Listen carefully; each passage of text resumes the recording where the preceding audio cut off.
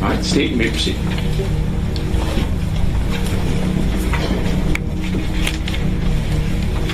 Good afternoon, ladies and gentlemen. Thank you for your time and attention so far during jury selection. We're about to get to what you've been waiting for, and I'm going to tell you about what you can expect to hear during the course of the trial, what evidence we expect to be presented, so you can have a guide map of what you can expect to see over the course of the trial. On March 17th of 2024, Kayla Rincon Miller, a 15-year-old girl, a high school student in Cape Coral, made plans to meet up with some friends to go see a movie at the Marquee Cinemas in Cape Coral. That's the movie theater at the Coralwood Mall. It was a Sunday night. This wasn't just another courtroom moment. This was something deeper, a moment where the law stepped aside and raw human pain took center stage. In a case that shook many, the victim's son stood up, not as a witness, but as a voice for someone who no longer could speak. What he said didn't just echo in the courtroom, it stays with you long after. A little late in the evening because it was spring break. So these young girls made plans, got permission from their parents to stay out a little bit later and go to do this and meet up together because it was the first night of spring break. The plan was to meet up at the Marquee Cinemas with Luann DeJet, who is another friend of Kayla Rincon Miller, and Luann was bringing her friend Emma Wright, who you'll hear referred to also as Val. Luann and Emma had been getting together earlier in the evening. They kind of prepped and gotten ready to go out for the night. And the plan was simply to go out, go to the movies, and maybe have some dinner later. The reality is that between the three of them, they had very limited funds. Emma and Luann had money. They got into the movie theater. Kayla actually had about $13 with her and wasn't able to buy a ticket to get into the movie, and the girls worked it out so that she was able to sneak into the movie theater, and they went and saw the One Love Bob Marley movie. It was new at that time, if you remember. And they watched the movie. They finished up. It was later in the evening, about 9 o'clock. They went outside after the Bob Marley One Love movie and smoked some marijuana using a vape pen, and then decided to go out looking for the food that they were going to eat. There were a few options that were open. Starbucks was already closed. The girls didn't want Chipotle. Waffle House was going to be outside of their budget for all three of them if they even combined all of the resources they had. And so you'll hear that they decided to walk from the Coralwood Mall, where the Marquee Cinemas was, up to McDonald's, which is at the next shopping plaza where the Publix is on Del Prado. They opted not to walk along Del Prado Boulevard and instead walked on the side street or the back road, which is Southeast 16th Place. One side of that road is more residential, and the other side has a series of businesses, and it leads from the Coralwood Mall up through to where... This phase is called a victim impact statement, and it often carries more emotional weight than the trial itself. Here, the focus shifts from evidence and arguments to the human cost of the crime. Mario Hall didn't just describe his mother, he rebuilt her presence in that courtroom. Every role he listed reminded everyone that this wasn't just a case, it was a life lost and a family forever changed. The bowling alley is before you get to that public shopping center. These were young girls out to have fun. They were singing, making little videos, just on their way the first night of spring break. And meanwhile, over in North Fort Myers, our defendant here, Thomas Stein, was making plans with a friend of his for them to go and get up to something that night. He lives over on West Mariana Avenue in North Fort Myers, and he made plans to meet up with a friend of his named Christopher Horn Jr. There were some phone calls and text messages exchanged for Mr. Stein to drive and pick up Mr. Horn at a residence where he was visiting off of an address that you'll hear about on West Creek Circle. And it's just a short distance away from Thomas Stein's home. he drove a vehicle that had been rented by his mother. His mother's name is Jessica Stein. She rented a gray or silver Pathfinder from a Hertz rent-a-car. She'd had it for a short time. And Thomas Stein, a young teenager, used that car to travel and pick up Christopher Horn. You'll hear about them taking sort of a roundabout way from the West Creek address back around to the West Mariana address where Thomas Stein lived. And what you'll hear is that in that trip back to Thomas Stein's home, another friend of Thomas Stein named Jaden Fernandez reached out to Thomas Stein because he wanted to purchase some marijuana. And that was the contact or someone he knew might have some. And you'll hear from Jaden Fernandez throughout the course of this trial. He'll talk to you about being a friend of Thomas Stein, that they'd actually spent the entire day together on March 17th of 2024. Jaden Fernandez had gone on a beach trip with Thomas Stein, Jessica Stein, Thomas Stein's 3 others. What made his words powerful wasn't just grief, it was the everyday moments. Phone calls, shared laughter, small traditions, the kind of details that make someone real. That's what juries and judges feel the most, because justice isn't only about what happened, it's about what's missing now. Siblings, all in that silver Pathfinder up to the beach in the Venice area. They'd spent the day up there. He'll talk to you about what they did, and that they returned about 5 o'clock, and at that point Jaden had expected to part ways for the day. But after playing some basketball and doing some other young teenage boy stuff, he decided he wanted to purchase some marijuana, so he had reached back out to Thomas Stein. And what you will hear from Jaden Fernandez, or what I expect you'll hear, is that when he made that phone call or made that message to Thomas Stein, he said, "Hey, I'm already out, I'll come to you." And so Thomas Stein, driving the Pathfinder with Chris Horn in the passenger seat, made their way to Jaden Fernandez's house. He lives on Piney Road, which is just down the street and around the corner from where Thomas Stein lives. They live right near one another. And when the car arrived, Chris Horn hopped out of the front passenger seat. There was some commentary about wanting to go rob a Chico. Everyone piled back into the car and they drove to Thomas Stein's house, where Thomas Stein sent Jaden Fernandez into the house to go get the marijuana, get a scale. He brought it back to the car. Everything got parsed out. Thomas Stein drove Jaden Fernandez back to his house, dropped him off, and that's where the boys' ways parted for the night. It's important that you listen to what Jaden Fernandez says, because even though that's where they parted ways, then comes the legal reality. No matter how emotional the moment is, the judge is bound by law. Sentencing follows strict rules, not feelings. In this case, the outcome was fixed: 21 years to life. It's a stark reminder that while emotions shape perception, the law defines the outcome. he lets you know who was in that vehicle that night and around what time. And it's all leading up to the same time period that I've already been discussing with you, where the girls are over at the Marquis Cinemas. The boys, meaning Thomas Stein and Christopher Horn, then got up to what they were going to do. And in contrast to what you're going to hear about the girls walking down Southeast 16th Place, singing songs and making videos and walking like they're on a runway, Thomas Stein and Christopher Horn were planning to commit a robbery. Objection, Judge. Recommend that. Thomas Stein and Christopher Horn were planning to commit a robbery. And they were in the car. They were also making videos that they were posting to social media, but these were rap videos about getting out and doing some violence. And the boys went from the area in North Fort Myers into Cape Coral, down Del Prado Boulevard, and went right through the parking lot at the Marquis Cinemas off of Del Prado. They didn't stay in the cinema. They didn't go to the movies. They turned around in the parking lot, and at that point, lined up behind the girls who were walking on Southeast 16th Place, because they turned right around through the parking lot and went in the same direction the girls were walking. They didn't keep going. They turned around and they came back.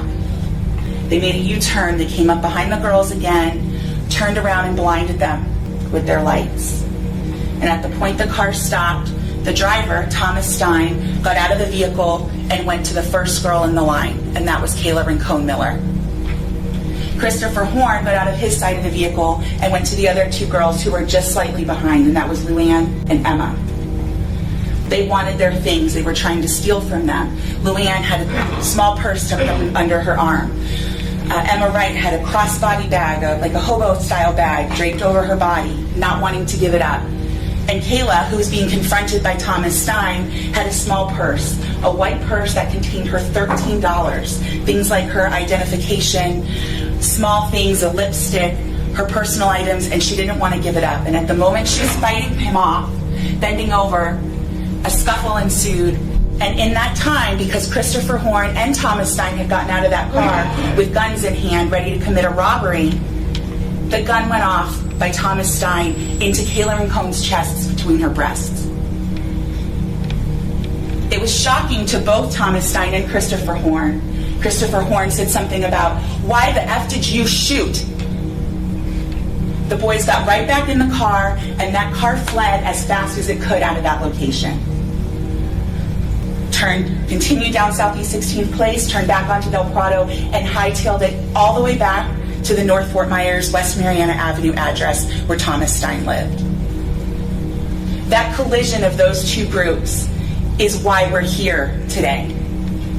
That trigger pull by Thomas Stein is why we're here today, and the investigation that occurred after that incident is what you're going to hear about after you hear from those girls who were present on the scene. Because what they're going to tell you is about their perceptions of how that occurred, what they heard and what they saw in an incredibly hectic, scary, and tragic event. Because while Luann and Emma were able to gather their bearings and see that they were okay, Kayla Rincon Miller was not okay. She knelt and got to the ground, and the other girls realized that she had a bullet wound directly in the center of her chest. You'll hear that they immediately got on with 911, trying to make a call for dispatch to arrive. Luann was holding pressure on Kayla's chest to try and stop the bleeding. And they're immediately trying to understand and grasp what occurred in a dark street, in something that they had no expectation was going to happen. A short distance away from where this happened on Southeast 16th Place, Officer Jamil Vega with the Cape Coral Police Department was wrapping up another call. He heard about a shots fired call a very short distance from where he was. He grabbed the call from dispatch using his computer, and he went directly there. So within moments of the shooting happening, Officer Vega was on scene. And he went into the mode that his training told him, which was first, preserve life as best as possible.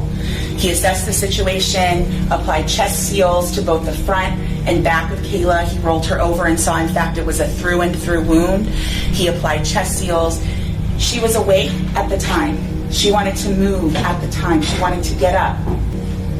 They were asking her, what happened? Do you know who did this? Trying to gather information, because while the first and foremost role he took was to save her life and make that attempt, he also needed to understand what occurred so he could figure out who did this and protect public safety. So he's asking those questions simultaneously and relaying them over the radio. Another officer with the Cape Coral Police Department arrived soon after. That's Officer Riley Houlihan. And these two officers are actually, I think you'll hear Officer Vega refer to it as rookies. They were within the first year or two of their role on the job. They had graduated from the academy together. You'll get to actually see what occurred in those first moments that they were interacting, because we have the body-worn camera footage from Officer Vega that I expect that you'll see here right at the beginning of the trial. And they're immediately looking at, how do we help preserve life, and how do we preserve an investigation, because something serious happened here. They were asking detailed questions, how many, who, and you will hear the girls explaining. They can describe two people, and they're also one of them talks about some shadowy figures. You can assess for yourself when you look at the video, under an incredible amount of trauma and pressure at the moment that this occurs. But they very clearly outline that a black male wearing a red sweatshirt with loud writing came first for Emma and Luann, and that a white male with blue eyes and a bowl cut who was the driver of the silver vehicle, went straight for Kayla and is the one who shot her. That information went out to law enforcement, and from there, law enforcement took the reins with the investigation.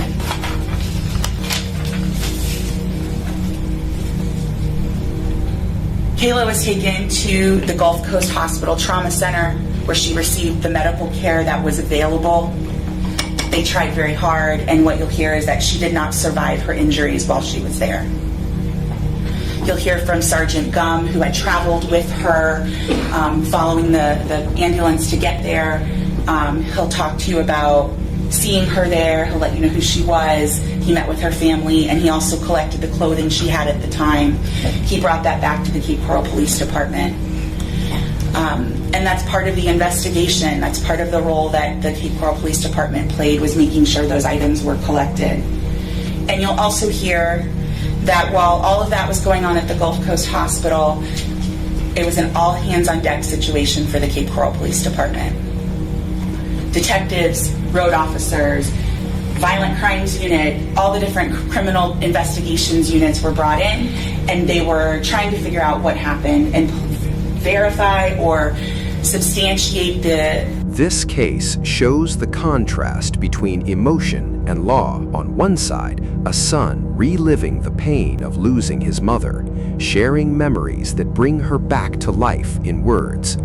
On the other, a judge who must set aside emotion and follow strict legal guidelines, delivering a sentence that cannot be changed regardless of the heartbreak in the room, proving that while justice aims to be fair, it can never fully heal the human loss behind it. Names of the perceptions made by Emma Wright and Luann Dejet, and also at the same time document what they were finding and what they were doing. And like I said at the beginning, that street along Southeast 16th Place has both residential on one side, but it also has those doctor's offices and commercial buildings on the left.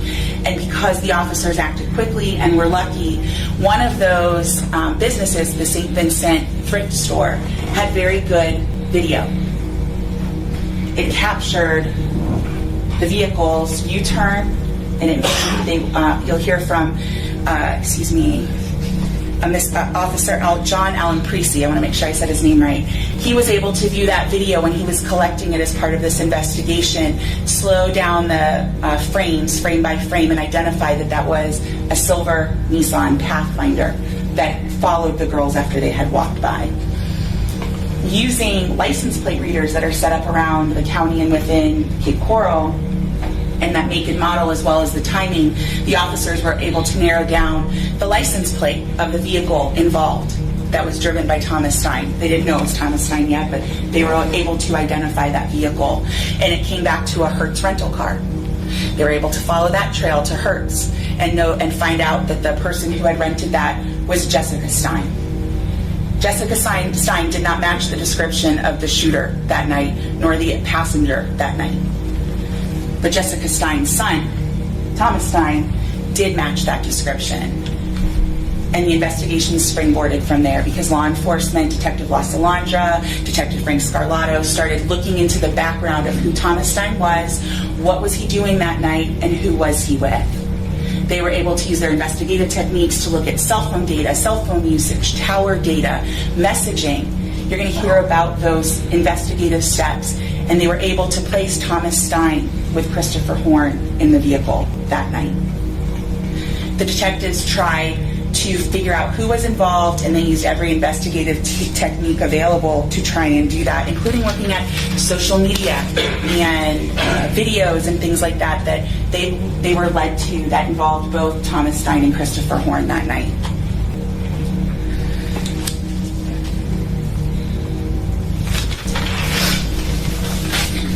What they also learned is that that rental vehicle had been returned between 9 and 10 o'clock in the morning the day after the murder.